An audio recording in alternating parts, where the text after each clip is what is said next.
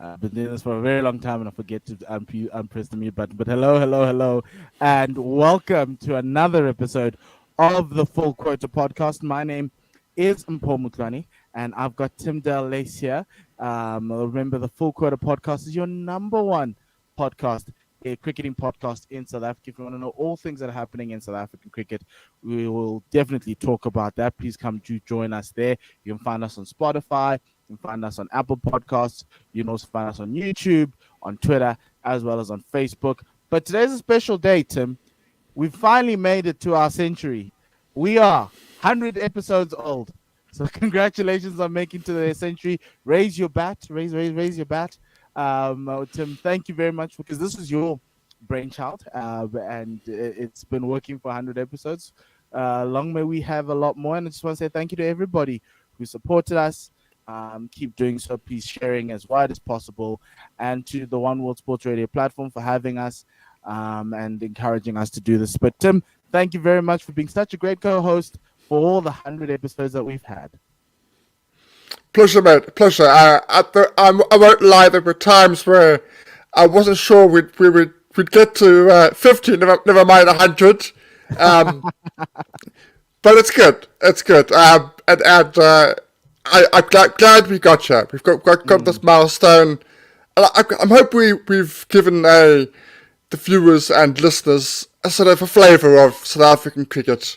That's why we're here. We try to give a flavour that isn't always making the headlines or the bylines of the mainstream media. We try to give a taste of what is South African cricket and where it is. So we hope we do that to its credit. Yes, and to help us to get to 150 and to possibly even 200, remember, if you'd like to be you can advertise on our platform. If you'd like to advertise, please email me at mpho@1wsr.com and we can have a live read. We can put graphics on in the corners. As you can see, we've got the full quota one. That could be your graphic. We could also have special giveaways and special moments inside the show for you to do that. But that's us commercializing, trying to get us to 150. But this weekend, there's always cricket happening, and we had the Proteas play their first test in over 12 years in Australia in this time of the year, in December. And what happened was something that we kind of expected, but we thought maybe it couldn't happen, but it did. The Proteas did lose their first test. We are going to talk about the CSA One Day Cup later on in the show, but the first one is a review of that first test. Tim, what are your initial thoughts? Because my one was, oh no, we may have a different coach, but it's the same old, same old. I think you hit the nail on the head when you said initially where we kind of expected it. I'm not surprised that we've gone to Australia and we lost the test match. With that Australian team, they are very strong at home in their own conditions.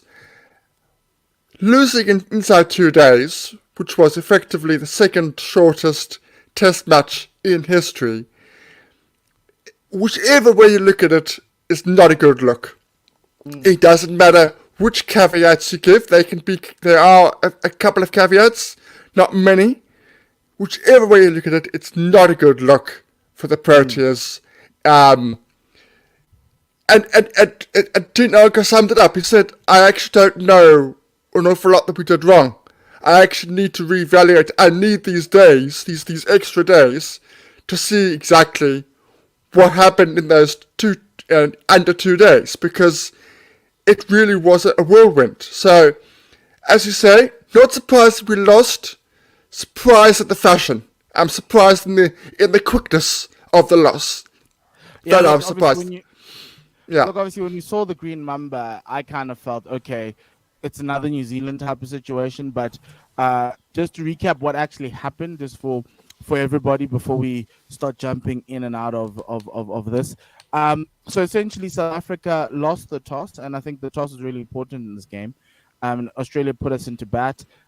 First innings was 152. Carl Verreynne doing really well with that 64. Timber 38, but everything else was just a telephone number essentially with Nathan Lyon and Mitchell Starc going through South Africa. I was surprised Nathan Lyon got a lot of bounce in that first innings. Then in the second, in Australia's reply, South Africa restricted them to 218, which is something you do to keep that lead under 100. Obviously, Travis Head scoring 92, Steve Smith 36, but all the other batters not contributing much. Marnus Labuschagne or Labuschagne realizing that Marco Jansen's a first over wonder, and that was a really nice wicket. And then South Africa, in reply, only putting up 99 after obviously having a deficit of 62. Kaya Zondo and Temba Bavuma had this beautiful, beautiful partnership, and we'll talk about this with them later on. Kaya scoring 36, Temba scoring 29.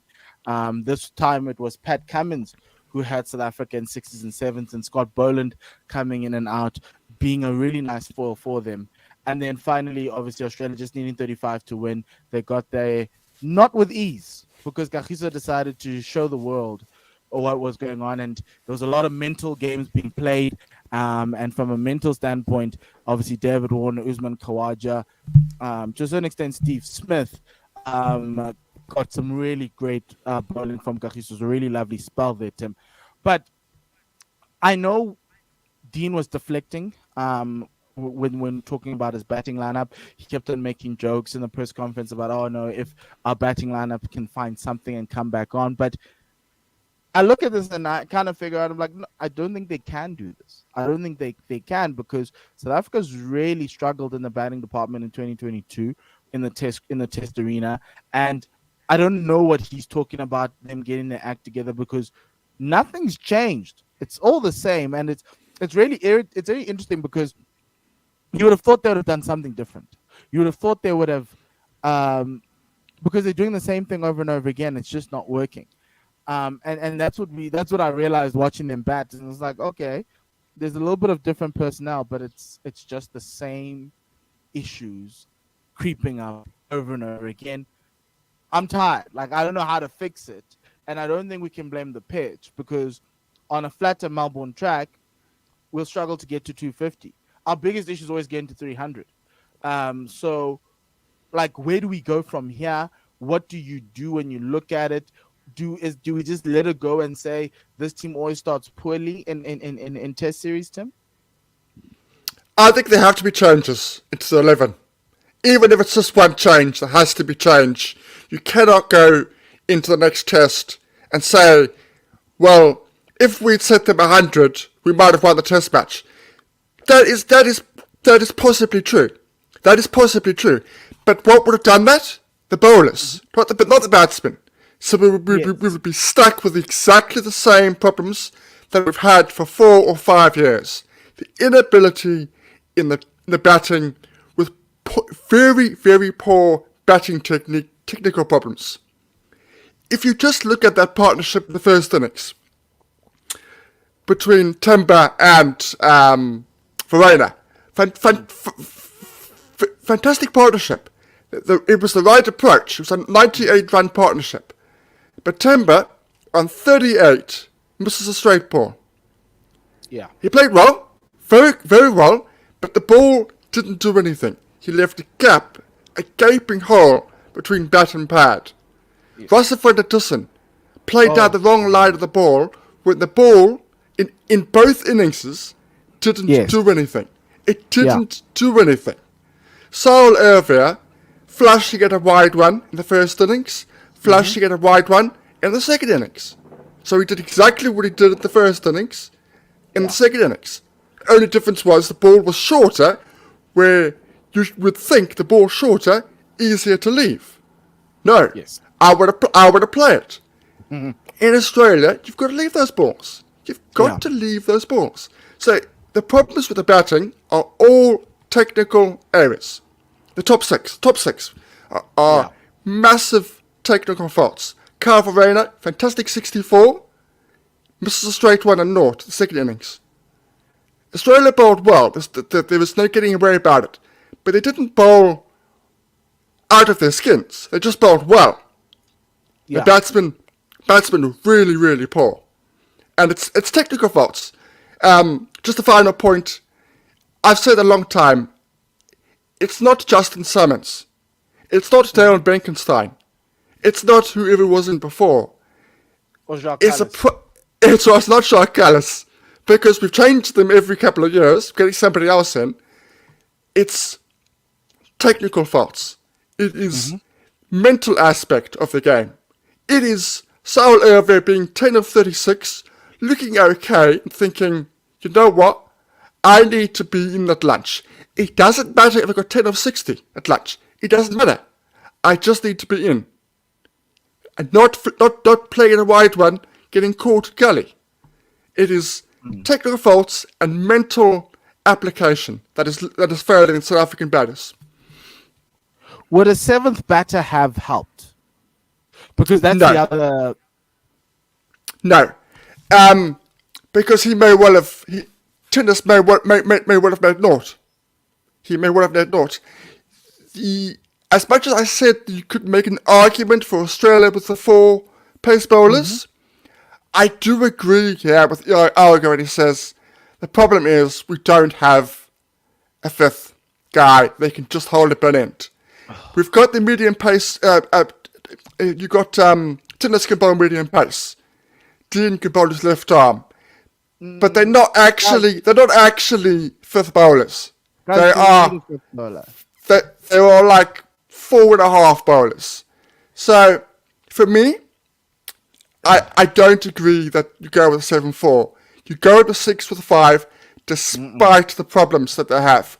What you do now is you drop Rassie or Zondo. I think you drop the former because of how well Zondo played in the second innings. I think Rassie's got to go. But I'm sure the discussion will be, should we go 7 and 4? I get that. I get that. So on my end, I say go 7 and 4. I say this thing of sitting down and saying, no, we don't have that all-rounder. We haven't had that all-rounder for years, and it's cost us test matches. It's just so at this point in time, we are second in the World Test Championship. South Africa has never needed 5 bowlers to take wickets. Never. Unless one of those bowlers broke down. And now we're going back to the days when Dale broke down, the days when Vern broke down. And then my question is, but you've got bowlers there who can do a job for you at any point in time. To a certain extent, quite frankly, even Joel Coetzee can do a job for you if you gave him the ball, if there was an injury before the test match. Pick your 4 fittest bowlers, 1 spinner and 3 quicks. My answer, because the other problem was, right, Keshav didn't bowl that much, right? Whenever the top is green, everyone goes to Dean the day before the press and says, oh, are you playing Keshav? Are you playing Keshav? Have you seen how green it looks? And he'll always be like, no, I'm going to play Keshav. Yet Keshav will only bowl 2 overs, right? And that's my only issue with all of this, is that Dean just wants fast bowlers for what? Why do you need a 5th bowler? Like honestly, he needs to tell us why. When we had Vian Mulder, Vian didn't bowl. Right? He sits with his 4 quicks, and that's it. So if he wants 4 quicks, he must play 4 quicks. And Keshav sits. And then he can bowl the spin. He needs to tell us exactly what he wants to take 20 wickets, because you're not taking 20 wickets with a 5. And you can't look at day, so and he can, and rightfully so, wants to have Keshav for day 5 and day 4, 100%. So Keshav stays, pick 1 fast bowler to sit out and have 7 batters. Because the issue for me is that we're going into test matches with a glaring deficiency. It's not as though it's the ODI side and you're doing 6-5 because you need a 5th bowler to bowl the 10. You don't have that in test match cricket, right? So for me, the issue is then, okay, just go in with 7 for now, right? It's not going to hurt you. We've done this before in South African cricket. We can't be playing cricket with the fear that someone's going to get injured. If someone gets injured, unlucky you lose the test match, that's fine. You know, it is what it is. And then Dean's going to have to bowl, Temba's going to have to bowl. I'm okay with that. I'm comfortable with that because you went down one path and now is this. But you can't constantly continue with a 6-5 split and use the fact that you beat India with a 6-5, even though nobody scored a century, and it was really tight. You use that say that you beat a New Zealand side in New Zealand with a 6-5 split, even though, quite frankly, Keshav or Lungi didn't bowl that much, because Lungi didn't bowl a lot, and everyone's going to say Lungi must be dropped in this conversation because he didn't bowl that much. But then whose fault is that? That's Dean's fault, right? Dean wants 5 bowlers, but he only actually has capacity for 4. And so that's my only issue with all of this is that actually just make the hard decision, drop one of them, and play knowing that you've got 4 bowlers. Let's see how that's going to turn around. This thing of giving him the luxury when our bowlers can actually do the job of 4, and then you have another, and then your batters are just sitting there. Because my only thing is obviously everyone's talking about, okay, if we put 100 on and whatever it is, and obviously Tennis could have scored 2 ducks. We know that he could have scored a pair, whatever it is, but it just gives you that calm because it was funny when we're like 5 down or 4 down. Everyone was like, yeah, no, South Africa's tail is 1 wicket away, and that's Marco Jansen. And because our batting line, our bowlers are batting one slot high, and so for me, that's where I'm at. I do think you do need to have changes. My only thing that I would shy away from is that you started the series with Rassie. Why did you take him to Australia if you're going to play him once? Unless if you told him that Gabba game was he needs to fight first position every time he goes. The only time I see Tennis coming in is if you play a 7th batter. I don't see them dropping Rassie because, like Dean said, and like I think you've said as well, it felt like it was an aberration. It felt like, oh no, it was bad. And the thing that the South Africans can be hiding behind is that the Australians batted just as poorly.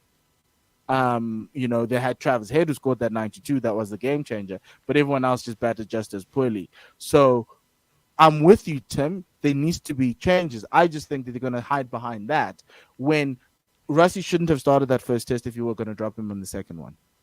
And that's my point. Now, I get that, and I tend to agree. I don't think he should be on this tour. And that's a valid point. What I would say is, to me, and it actually started before this, but he's now starting to look like somebody who actually can't play Test cricket. He looks like a man who is limited to first-class cricketer. He is regressing with every innings he plays. Yeah. He was good enough for Test cricket. I don't think he is anymore.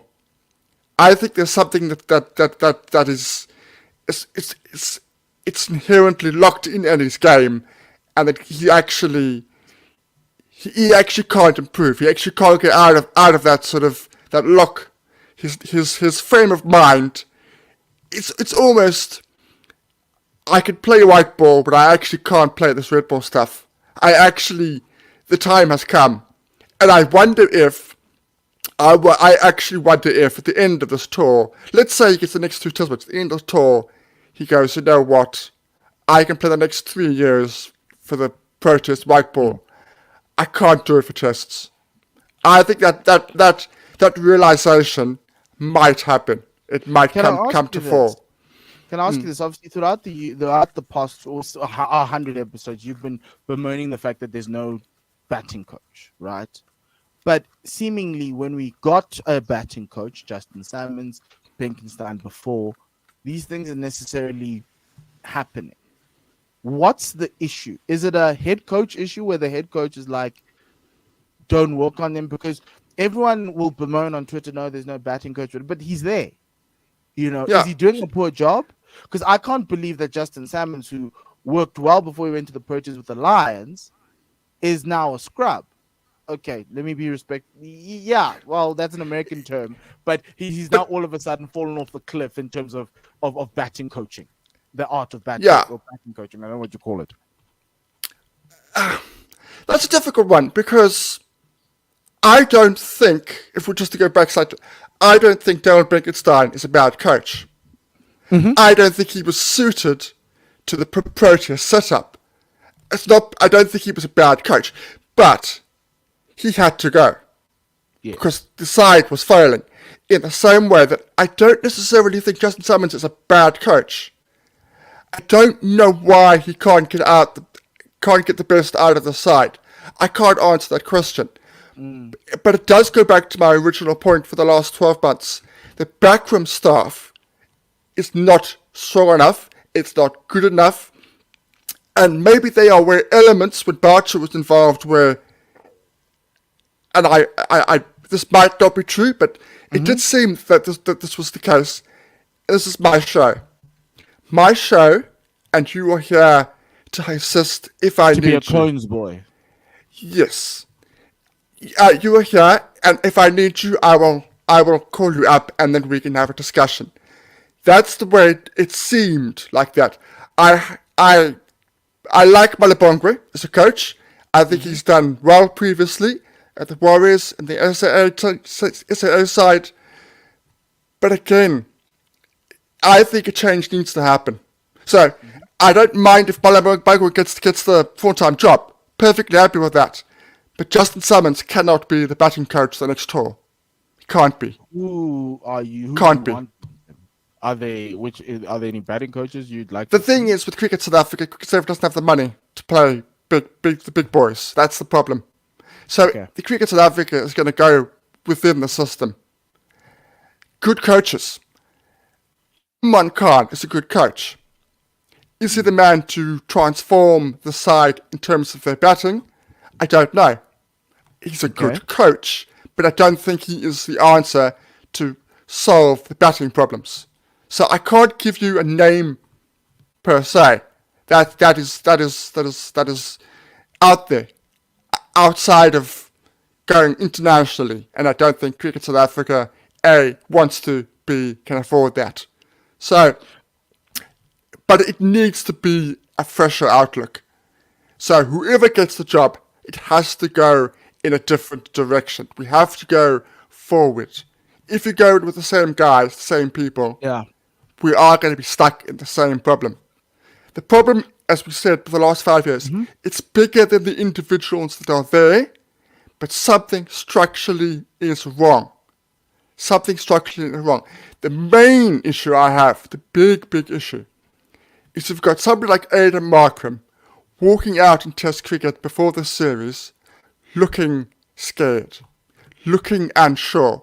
If somebody like Aiden Markram's son is looking unsure playing Test cricket, then there is something very wrong within the system. Is it not a function of the style? Because if you look at the way England are playing, right? England are saying we're being aggressive, right? So it doesn't matter how it is. You just need to play an aggressive line. So which would mean the likes of Rassie, when they come up against, for instance, the likes of the English, when they come up against Australia, and you get balls like Rassie got, you're gonna miss that because you're gonna play more of a 45-degree shot than a straight bat shot on off stump, and defense isn't necessarily warranted, right?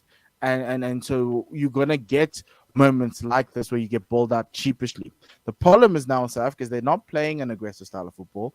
Oh, not football, because the World Cup was yesterday. Cricket. They are, so for instance, right? I know what Dean and Sarl's plan is going out. Dean wants to last 40 overs. Sarl wants to do the same. That went out the window at the Gabba for both of them. Dean got some really great balls. Sarl he tried to stick around and he looked good, and then he had a little bit of a rush of blood to the head. But the rest of the batting lineup, I don't think they have a plan. I don't know what their plan is. Is their plan to last 20, 30 overs? And that's where my issue is that the reason why I think to a certain extent Bazball has been as successful as it has already is that it's a clear plan and a clear outlook, right? And as you speak of, and the failure part of it has been taken away, and the only way you can fail is if you play a style of cricket or of batting that is contrary to what the vision of the team is. As South Africa, under the Boucher tenure, Tim, do you think we have something like that is ours? Is it to stick around as much as possible, regardless of everything else? That's been the under the Boucher regime. It has been, when times are tough, stick it in, stick it out. Don't put pressure. Don't counter attack. But we will be here. We will be here at tea. We will be here at the day 3. We will be here on the last day. That has been the mantra in the Test side, and it has helped. It has given us a series win against India. Mm-hmm. It has given us good performances, particularly in this format. But long term, I don't think it was sustainable. Short term, it worked. We had a decent 2022 leading up to the Tour of England, but I don't think it was sustainable. The reason why I keep going on about overseas outlook, you mentioned the baseball approach. That baseball approach is not coming from the county circuit. That baseball approach has come from New Zealand. Not just McCullum, it's come from how McCullum transformed New Zealand cricket. That's how that has come about. It hasn't come from guys scoring runs for Surrey and Gloucestershire and Glamorgan playing an attacking approach, because a lot of the county teams play quite conservative cricket. Yeah. So it's come from the outside, which is why I've always been a proponent of getting somebody from the outside to get away from the natural conservative South African approach. You can take elements of it, which are very important, that fighting spirit, but we need something from outside to go, you know what, we don't need to just hang in there for 3 hours, for 20. We can, when the game dictates, we can and to put pressure on the opposition. Yes. That has come from that comes from mental strength, and I think the mental strength of the side is wanting. Tim, before we go, I want to talk about the positives and the positives of the bowling. Man, those quicks are just amazing. Oh my word. I know they said they think Australia is the best bowling attack in the world, and maybe they bowled us out for less than what we done and they won. But are they sure? Because I'm watching Kagiso Rabada staking claim to him being the best bowler in the world. Einach coming through with fire. Lungi doing a great job. Marco Jansen just being the X factor for this team.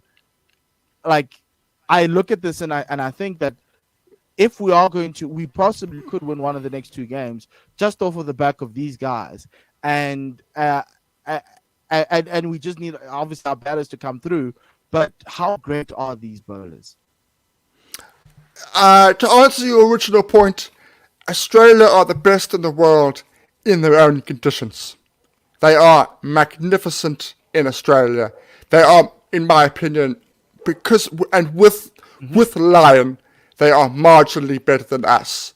In all conditions, I would want to take the South African attack if I was having to go all around the world. Look, you can't fault the guys. They did the pace bowlers did exactly what they were asked to do. They put pressure on the Australian batters, and they put pressure on that top order, that top 3-4 batters. They said, you know what, you guys are not going to have it easy. You might be on top of this in this test match, but you're not going to have it easy. Rabada was exceptional. He was absolutely. We've said recent weeks, months, T20 World Cup, that he wasn't quite at his best. He wasn't quite at the races. Was bowling within himself. He even mentioned this in the one of the adverts that they did when he chatted to Cummins, and he said he finds it very hard to bowl 100% with the amount of cricket being played. I'm paraphrasing a little bit, but that's essentially, he said, I haven't been at my best because I've been playing so much cricket. But to see him on the money from ball one was exceptional. I loved Anna in this test match. Yeah. I really, really did. Even the fact that he went for those wides in the second innings, it was the intensity, it was the speed that gave me joy. So as you rightly point out, if we've got a chance, these boys are going to click. We do have a chance to come back in the series. If they bowl like that, we've got a chance. There's no doubt about it. We've got a chance. Yeah. The other question, obviously, the commentators are talking about Simon Harmer instead of Keshav Maharaj. I got to a point where I thought maybe this could be the time to actually give Simon an opportunity as your lead spin bowler. I know Kesh outbowled him years ago, but time has moved on, and I know I stuck to that argument, but you're allowed to pivot. Should we consider playing Simon Harmer? Largely because of the left-handers and Simon being an off-spinner, because Kesha felt really ineffective compared to what Nathan Lyon was doing, getting the ball to turn into the right-handers and turn away from the left-handers. What do you think about that change in strategy going into the next game? It's a risk. The fact that Lyon has done so well at home is a credit to him. It really is a credit to him. Can you hear me? Yes, I can still. I can't see anything. Tim, I got you. There we go. Okay, sorry about that. So Lyon is a credit that he can do as well as he does on those hard Australian pitches. It really is a huge credit to him. Overseas bowlers in Australia, spin bowlers, struggle to a large extent. They struggle. You just have to look at their figures. You can go way back to the old timers. They just struggle. You look what they did to Imran Tahir all those years ago. They just took him to the cleaners. They love to take apart the opposition spin bowlers. Good point you make about the left-handers. That is a good point. That is certainly plays into Harmer's favour if they're thinking along those lines that they need to have a different outlet to the 4-man pace attack. They need something different. If they still want to do the 6 and 5, they can certainly go along those routes. Yeah. I'd be surprised if they did, but they certainly could. They certainly could. Cool. I know we've got to go on to CSA domestic stuff, One Day Cup, but going into Melbourne, are there any changes you'd like to see? I know you mentioned Rassie going out. What else would you like to see? No, that's the only one. I said at the beginning of the test match, maybe not on the podcast, but I said it at other places. I said either Zondo or Rassie has to play the second test. I knew one of them was going to have a bad test match, and credit to Zondo for sticking it out in that second innings when the writing was basically on the wall. It's a huge credit to him to sticking it out there. I do wonder about long-term ability of Kaya Zondo, but on the day he answered his critics, performed well. So for me, it's Rassie out. Rassie's, I don't think he's going to come. He wouldn't come back for me. And it's Tennis gets a nod. Yeah. I'm a huge Harmer fan. I wouldn't pick him. I might pick him for the last test match, but not this one. Well, I think we're all going to pick him for the last test match. I think on my end, I'm going with Tennis coming in for Lungi. I'm going with Marco, Anna, and KG. But my decision is between Anna and Lungi. As to who comes in. I know Anna can bowl it at 150. Marco can do that too, and is a left arm seamer. So I think for me, Marco's earned his role as the third seamer. The question is who partners KG. And I picked the fitter one of the two. Everyone was talking about a niggle to Lungi. It's probably one of the reasons why I won't pick him. But even if they were all fully fit, I'd still go with Anna in this test match. I think in Australia that 150 kind of works. Bowling at that level. Anywhere else in the world, Lungi goes in before Anuk Nokia. I think Anuk is a very expensive test bowler. In my eyes. And Tennis Brand comes in as the 7th batter. He comes in at number 3. Rassie bats at 5. Timber bats at 4. I loved Kaya Zondo. I think Kaya and Timber gave us a very monumental moment in South African cricket that not a lot of people picked up. Seeing two black African batters batting, who are specific batters, not like a bowler who bats, batting in the middle for that half-century partnership, whatever that was. That hour was probably one of the best hours for me watching cricket as a black man in South Africa. So I'm really thankful for that, and I hope that Kaya can actually put down some more runs in this tour. If he can score in Australia, he can score anywhere else. We'll talk about the Duke's ball later on, but I hope he can actually give us a lot more runs. Obviously, Ryan's not there, and there's many people talking about Ryan. We know that. There's many things we're talking about. But outside of that, Tim, I just want, better application of the bat. It looked like guys didn't know where their off stump was. They were tentative. They had so many thoughts in their head. So I hope it's clear thinking, clear play. Even if it's to last out the whole day, just do that. My thing has always been, guys, our batting lineup should go in there telling them to bat 5 sessions. I don't care how it comes. If it comes slowly, bat 5 sessions. That's how it is. But Tim, I think let's move on to what else happened this week. A CSA One Day Cup recap for the next 10 minutes. We're just gonna talk about the CSA One Day Cup. I'm just going to go through some of the results that happened this week. You see there, I was actually on Sunday, got all the results on Sunday. The Titans played, Northwest in Poch. Really interesting, was a top of the table clash. The Titans losing their third match of the series, with Breva scoring 39 of 69, but Donovan Ferreira 96 of 88 for the Titans to score 225. The bowling side, it was Mangru and Dwayne Proteas taking 3 wickets each for Northwest, keeping them in. Mutusami doing really well as well. He got the wicket of Aiden Markram, who was out for 23. The Northwest team, Lesego Senokwane having a great start to his year, 40 of 49. You also had Shellen play 85 of 110. And Mutusami closing it out with 43. The Dragons won by 6 wickets. The Knights bowling again coming to be their issue here as well. Apart from, obviously, we know how star-studded their batting is, but the Titans just struggling with their bowling in this year. Yes, now, as soon as Punky goes off, the Titans struggle. Punky bowls his 10, and they don't have an answer. I actually think who they pick as their bowlers for next season is going to be very, very interesting. If Corbin Bosch is still there, I'd be very surprised. Guys, I don't rate that dude.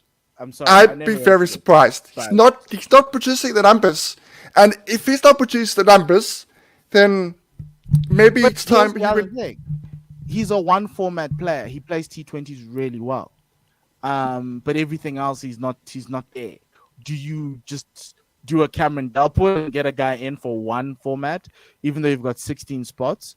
No, because he won't do it, but you could do that with Previs. You could say Previs and Ferreira at the moment are playing white ball predominantly. Yeah. They might not have white ball contracts, but they're playing predominantly the white ball stuff. So those are the guys that are. But the problem is, for Corbin, this other white ball, it doesn't work. Even 4-day cricket, you're like, no. He's just a T20 player. He's a mercenary. He's Riley also. But at least Riley in 50 over can give you something. I think for me, that was the worry with the Titans. Now they've dropped down the log to 4th. The other game was the Knights playing the Dolphins, another low-scoring game in Durban. The Knights putting up 175 for 9 and winning by 39 runs. It was a surprise. This one was a surprise for me because I rate the Dolphins, Tim. But Reynard van Tonder finally scoring some runs. He's got a 66 of 43. He kind of held that innings together with Kian Kluter, scored 39 of 29. And it seemed like it was a rain-shortened game because it was 22. Yeah, 22 overs game. Yes, because of all the rain around.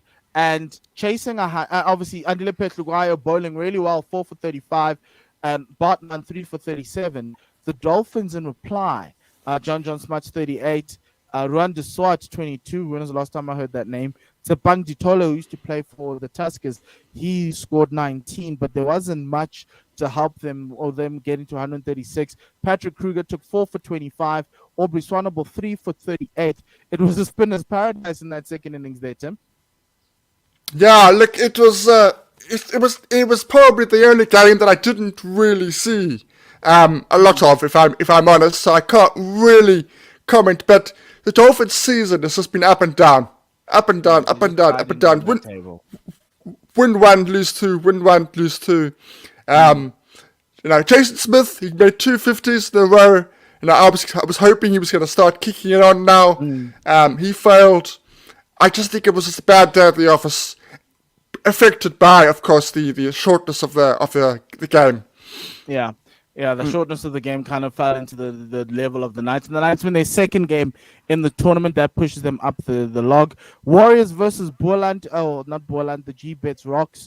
320, 319, the Warriors scored for 5. Many people left the stadium after that because Jordan Hanman scored a bucket load of runs and he scored 150. And then the Rocks came back in with a chase of note, and that's the type of stuff you want to see. Jordan Hammond scoring 150, Vian Libba 69, in that 319 for 5. From a bowling perspective, Michael Copeland took 2 for the Rocks. They used pretty much 8 bowlers, and only Michael Copeland coming with 2 for 46. But in reply, it was a little bit of help from everybody. Janaman Malan 58, Christian Jonker 70, Sean van Berg 58 of 39, Hardest Villian 40 of 20. The Rocks at one point were 233 for 7, and they still managed to win the game. Tim, how did this game go down for you? The Rocks winning 2 in a row now to kind of help them move off from the bottom of the table. As things stand, they still need a bonus point win to make the final, but they can make the final. That win has given them a glimmer of hope. They scored 89 of the last 11 with Van Berg and Hardest Villian. Hardest 40 of 20 and a 50 for Van Berg. Van Berg is answering the call with bat on ball this season. Yeah. The Warriors did let themselves down though. The death bowling of the Warriors was not very good. Sturman, Nyaka, Abrahams, I like them. They're a good unit of bowlers, but they let themselves down at the death. They were bowling length deliveries to Van Berg, which were going for 6. They were bowling short to Hardest. Hardest was taking his left leg out, giving him space and hitting it to the square leg boundary for 6. They didn't really have a concentrated plan to either of the batters. So it was exciting. It's a great finish, but I think the Warriors will realise that actually they should have won that game. Yeah, and that condemns the Warriors to the bottom of the log. They've only got one game, one win this season out of 6. Final game, which is the game of the week, Tim. The top of the table clash, low scoring one in Newlands. Number 1, which was the Lions taking on Western Province. Western Province having lost midweek. A little bit of a blip for them. Coming up against a strong Lions side who beat the Rocks at the Wanderers during the week. Western Province scoring 217, Lions scoring 219, Lions winning by 4 wickets. Eddie Moore scoring 59 for Western Province. Not many runs from everyone else. Tony Dezorzi out for 1. But going into the bowling, Luto Sapamna took 3 for the Lions. Vian Mulder took 2. And the rest of the wickets were spread out. But from a batting perspective, it was that middle order of Dom Hendricks, Mitch van Buren. They put on a nice little stand of just around about 104. Dom Hendricks scoring 80 of 108, batting at number 4, and Mitch van Buren putting on 54. Vian Mulder scored at 24, but it was easy enough for the Lions to get there. Tim, Lions are unbeaten, 5 out of 5. Province have now lost 2 in a row. Where did you see this game falling? Was just the Lions bowling just too strong? I saw in the previous game for Province, it was almost as if, well, we've made it. We're at the final. We can relax. The Warriors were magnificent against Province early in the week, the midweek game.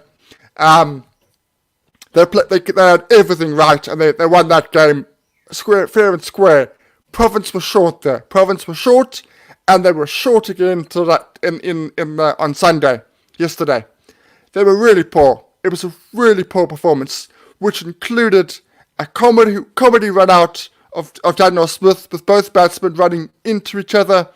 It included Mitchell van Buren being dropped on 30 by Landry Berger, absolute dolly.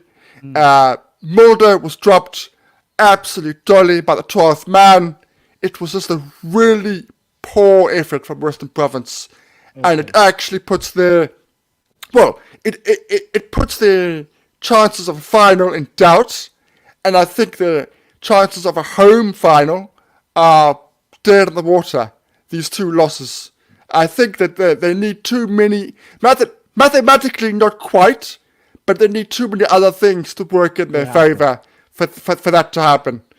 So two Yeah. bad results for Western Province. Very bad. So let's look at the fixtures before we look at the table. Going through. So in that final week, um, where um, where everybody now is trying to jockey their Sam's into the final. So we've got two games, two game weeks essentially. Wednesday, the Rocks play the Dragons in Paarl. The Warriors play the Lions at St. George's. You would say that it should be an easy enough win for the Lions, but the Warriors are always a tricky team there at St. George's there, Tim. And then on Friday, you got the Rocks against Western Province in a Western Cape derby. The Dolphins play the Lions at Kingsmead, as well as the iTech Knights take on the Titans as well on Friday. And then obviously the final is going to be on the 29th. Tim, let me just also put up the tables and the standings. Just take out the banner there. Cool. So now the Lions, 5 out of 5, you could say they've already put themselves into the final, with everyone else only having to play one game less than the Lions. The Lions still have to play two, but essentially nobody can top them apart from Western Province, who are playing their final game. So that's going to be quite interesting against the Rocks if they can win by a bonus point to top the Lions, and hope the Lions lose both their games, which is going to be quite interesting. But we don't have semifinals, Tim. It's just the final, right? So That is correct. Yeah. yes. So effectively, the Titans and the Rocks have necessarily gotten themselves. The Dragons can still make it in. If Province loses and they win their next game, the Dragons make it into the final. So that's what you were talking about there with Western Province, right, Tim? Yeah. Yes. Correct. The Titans are a little bit of a long shot. Into that finals, but they would need a bonus point win to tie with Western Province. But I don't think they have enough from a net run rate perspective to topple Western Province. So essentially, the final is actually set. The home team for the final is still yet to be decided unless the Lions decide to lose. But it looks like all roads lead to the DP World Wanderers on the 29th of December. But Tim, obviously the other battle is at the bottom. The Knights need another win. If the Knights get another win, they can actually help themselves in terms of that promotion relegation battle. Because the trick is obviously to be close as possible to the Dragons, and obviously they'll be hoping the Dragons lose and the Titans win to kind of help them help the Dragons drop a little bit further in the standings. Yeah, absolutely. And as you see, the Rocks' next two games are against Province and Dragons. They have to win both with one bonus point. If they do that, they're at the final as well. So actually, 4 teams can actually make the final, which is quite exciting. I don't think the Titans can. A bonus point gets you 5 points, right? 5, yes. 4 plus 1. So the Titans end up on 17. Yeah. So the only other team, so it's the Rocks, the Dragons, Western Province, and obviously there's a shoe in the Lions. Yeah. Yes. So okay, it's, cool. Yeah. Okay, let's look at that overall table, and we'll still talk about the One Day Cup. So this is what the overall Division 1 table looks like, with the bottom team there, the Knights, looking to stay off relegation. The Knights currently right now are sitting in 5th position in the table. If they win their game, they can move up and try, and that's what they're going to be looking for. Try to beat the Titans. If they get 5 points, you add 3 to that. That moves them to 15. They'll be hoping that the Dragons drop down, drop more points. If let's say the Titans win and the Dragons lose, the Dragons will then end up on 5 points for the One Day Cup, which means they lose 2 more points, which means it's 14-12. And also then you've got the 4-day series to play for going through. But essentially, this is what it looks like. The only other dramatic thing would be is if the Dragons make it into that semi-final, that will move them to 21 points. Or make it into that final, that will give them the full 10 points. And that would help them go back to 21 points and effectively mean that the Knights would have to essentially come third or better in the 4-day series in order for them to stave off relegation and hope that the Dragons go through. But essentially, it might just be all she wrote for the night here, Tim. Yeah, look, at the start of the tournament, the gap was around 20 points. If I've got my memory serves me right, it's now 6. So it's not impossible, but as you rightly point out, the permutations are difficult for the Knights. They are difficult. Not impossible, but it is very difficult. Yeah, so outside of that, Tim, that's what it is. But we've obviously got games this week, Wednesday and Friday. 5 more games left in the 1-day cup, and then you're gonna end up having the final between the Lions. I'll put them there because I'm wearing yellow, and whoever else is going to be coming, and most likely to be in Johannesburg. So if you want to come up, Tim, by all means, come up and enjoy the DP World Wonders. But outside of that, thank you very much. We're going to have another show later on in this week, a recap of the year of cricket. But outside of that, please do look out for that on like Wednesday. But outside of that, Tim, thank you very much. Good luck to the Proteas. And yeah, goodbye and le sale. Kakahiso.